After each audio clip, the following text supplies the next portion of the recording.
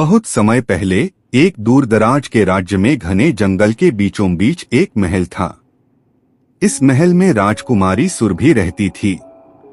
सुरभि अपनी सुंदरता और साहस के लिए पूरे राज्य में प्रसिद्ध थी।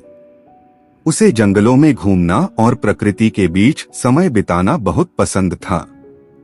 लेकिन उस जंगल के बारे में एक रहस्यमयी कहानी प्रचलित थी।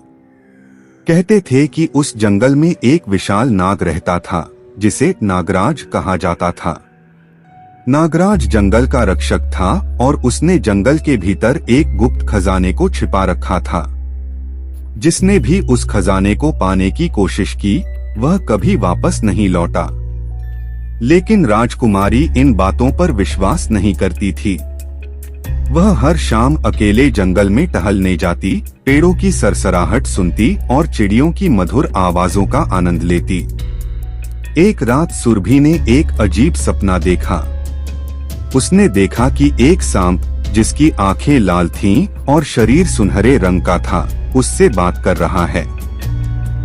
सांप ने कहा, राजकुमारी, इस जंगल में जो रहस्य छुपा है वह तुम्हारे लिए है, लेकिन इसे पाना आसान नहीं।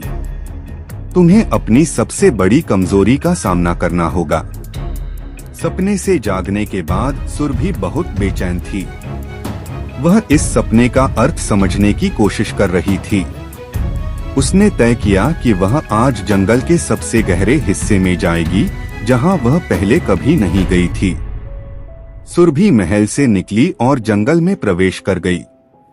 जैसे जैसे वह जंगल के गहरे हिस्से में पहुंचती, उसे अजीब सी आवाजें सुनाई देने लगीं।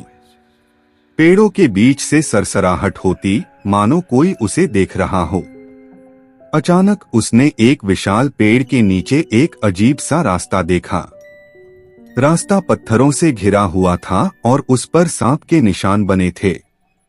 जैसे ही सुरभि ने उस रास्ते पर कदम रखा, एक तेज आवाज गूंजी, कौन हो तुम और यहाँ क्यों आई हो? सुरभि ने चारों ओर देखा, लेकिन वहाँ कोई नहीं था। तभी एक विशाल सांप प्रकट हुआ। उसकी लाल आंखें आग की तरह चमक रही थीं और उसका शरीर इतना बड़ा था कि उसने चारों ओर अंधेरा कर दिया।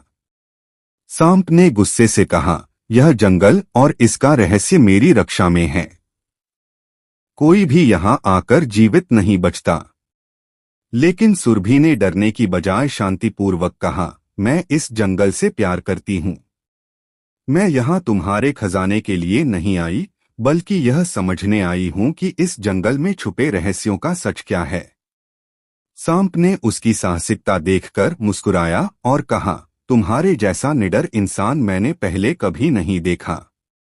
लेकिन अगर तुम्हें सच जानना है तो तुम्हें एक परीक्षा देनी होगी। नागराज ने सुरभि को एक सुनहरी कलश दिया और कहा, इस कलश में एक जहरीला पेय है। अगर तुम इसे पी जाओगी और जीवित बची तो यह जंगल तुम्हारा हो जाएगा और तुम इसके रहस्यों को जान पाओगी। लेकिन अगर तुम डर गईं तो तुम्हें अभी यहाँ से वापस जाना होगा। सुरभि ने बिना झिझके कलश उठाया और जहरीला पेय पी लिया। कुछ क्षणों के लिए उसकी आंखों के सामने अंधेरा छा गया। लेकिन फिर जैसे ही उसने अपनी आंखें खोलीं, उसने खुद को जंगल के बीचों बीच एक अद्भुत स्थान पर पाया। वहां चारों ओर चमकती रोशनी थी और पेड़ सोने जैसे दिख रहे थे। नागराज ने कहा, तुमने अपनी बहादुरी और निडरता से यह साबित कर दिया कि तुम इस जंगल की सच्ची रक्षक हो। यह खजाना तुम्हारा है, लेकिन याद रखना, इसे केवल जरूरतमंदों के भले के लिए इस्तेमाल करना। सुरभि ने उस खजाने का उपयोग राज्य के लोगों की भलाई के लिए किया और नागराज के साथ मिलकर जंगल की रक्षा की। अब वह जंगल पहले से भी ज्यादा सुंदर और रहस्यमयी बन गया था, लेकिन राजकुमारी के साहस की कहानी हर किसी की जुबान पर थी। उस दिन से सुरभि और नागराज की दोस्ती की मिसाल दी जाने लगी और वह जंगल जो कभी डरावना माना जाता था, अब एक पवित्र और सुरक्षित स्थान बन गया था। हेलो दोस्तों, उम्मीद है कि आपको ये स्टोरी अच्छी लगी होगी। स्टोरी अच्छी लगी हो तो स्टोरी को लाइक और अपने दोस्तों के साथ शेयर करें। तो मिलते हैं फिर ऐसी ही स्टोरी में नेक्स्ट स्टोरी वीडियो में।